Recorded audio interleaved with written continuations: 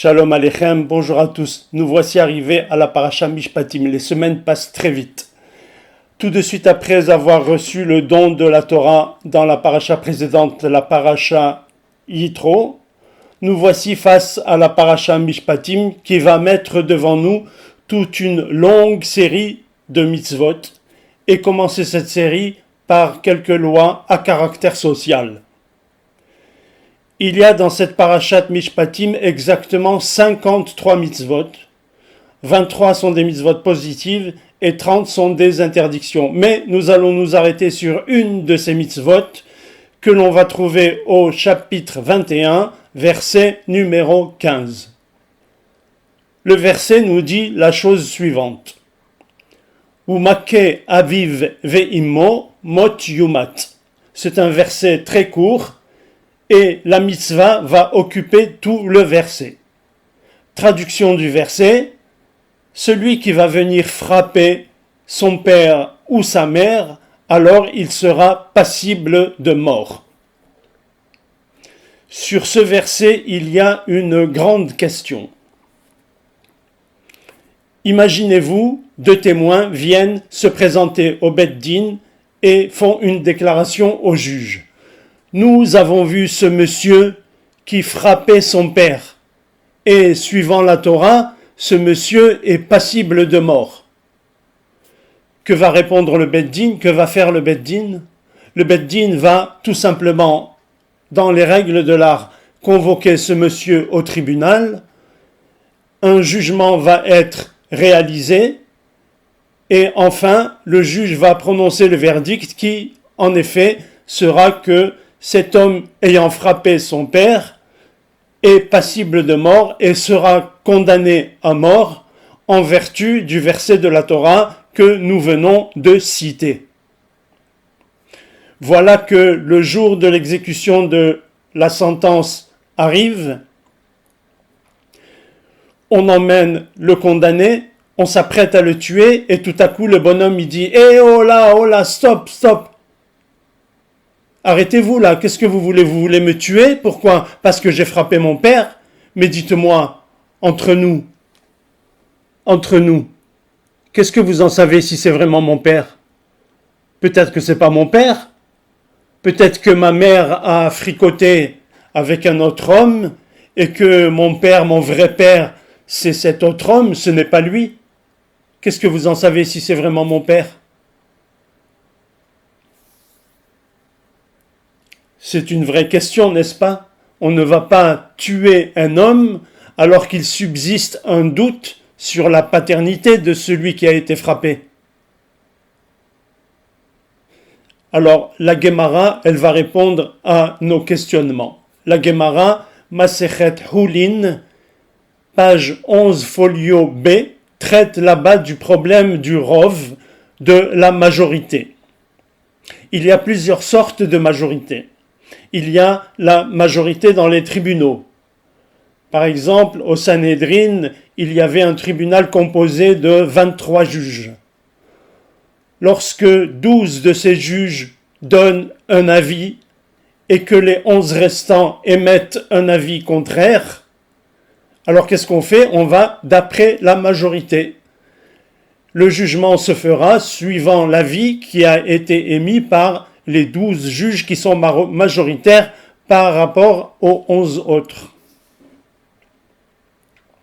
Autre sorte de majorité, par exemple, lorsque une part de nourriture non cachère va tomber dans un plat de nourriture cachère, comment on fait? On évalue les quantités et s'il y a une majorité, alors on va suivant la majorité. Autrement dit, c'est-à-dire que si par exemple, la part de nourriture non cachère qui est tombée dans le plat est majoritaire par rapport au reste du plat, alors on va déclarer que l'ensemble du plat est devenu non cachère. La majorité l'emporte sur la minorité. Et la Gemara dit que dans notre cas, à nous, de l'enfant qui frappe son père, également là, on va d'après la majorité, qui est que du fait que, en règle générale, les femmes tombent enceintes de leur mari, Certes, il existe des enfants illégitimes, mais c'est une minorité, ce n'est pas le rov. La plupart des enfants qui naissent sont les enfants de leur père, sont les enfants du mari de leur mère, on va dire ça comme ça. Donc le tribunal, qu'est-ce qu'il dit à ce monsieur? Il lui dit, écoute cher ami, nous, on est désolé, mais nous, on s'appuie sur une règle qui s'appelle la règle du rov. Donc pour nous, tout porte à croire que tu es son fils, que c'est ton père que tu as frappé, et c'est la raison pour laquelle on te condamne à mort. Ça, c'était la règle du rov, de la majorité traitée dans la Gemara. Maintenant, écoutez bien la question, elle est très intéressante. Imaginez-vous votre papa et votre maman, tous les deux en même temps, vous demandent de leur apporter à boire. Peux-tu m'apporter un verre d'eau, s'il te plaît? Vous arrivez avec votre verre d'eau, qui vous allez servir en premier, votre père ou votre mère? N'oublions pas qu'ici, il est question d'une mitzvah de kiboud avvahem, c'est-à-dire de l'honneur que l'on doit apporter à son père et à sa mère. Donc, qui va-t-on servir en premier? Le papa ou la maman? La Gemara, elle a répondu à cette question et elle a dit, c'est le père. Pourquoi? La raison que donne la Gemara, c'est que, et lui, l'enfant, et la mère, tous les deux sont astreints à honorer le père. Effectivement, la femme aussi a une certaine obligation d'honorer son mari. J'ajouterai, tout comme d'ailleurs le mari aussi a une obligation d'honorer sa femme, ça c'est évident. Donc, la Gemara dit que le père doit passer avant. Mais alors on dit, mais je comprends pas, parce que il y a deux données. Il y a la mère, il y a le père.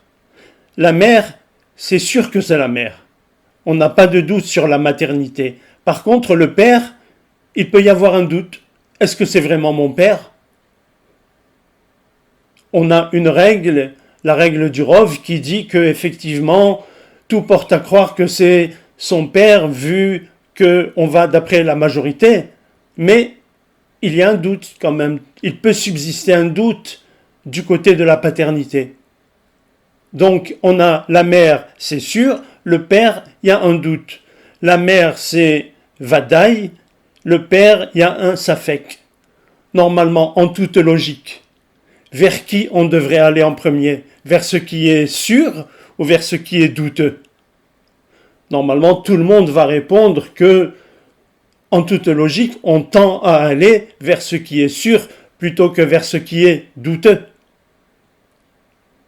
Donc, si c'est comme ça, qu'est-ce qu'on devrait faire? On devrait prendre le verre et l'emmener à la maman en premier. Et pourtant, c'est pas comme ça. Pourtant, la Gemara dit que non. Alors, comment ça se fait? Qu'est-ce qui se passe?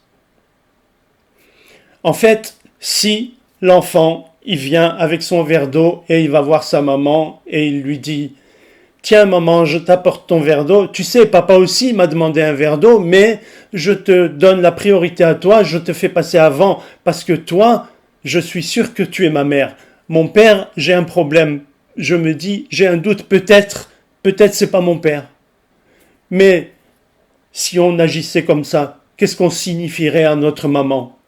C'est comme si on lui disait « Tu sais maman, je te soupçonne d'avoir fricoté avec un autre homme et que papa, ce n'est pas vraiment mon père, c'est peut-être un autre homme mon père. »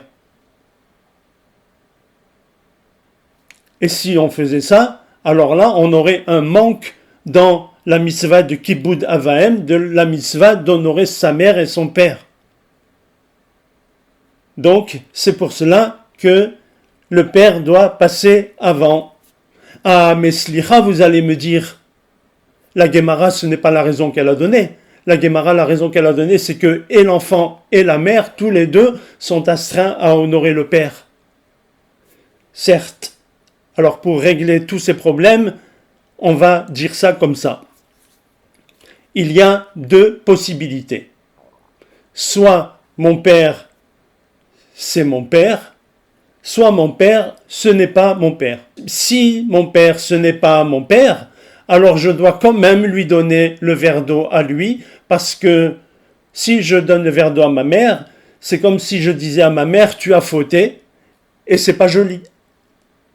Deuxième possibilité, mon père, c'est vraiment mon père, alors je dois aussi dans ce cas-là lui donner à lui le verre d'eau. Pourquoi? Parce que la Gemara dit que et moi et ma mère, tous les deux, nous devons honorer mon père. Donc, dans tous les cas, le père passe avant. Shabbat Shalom, Hazak ou Baruch, Kol Tuv Lachem.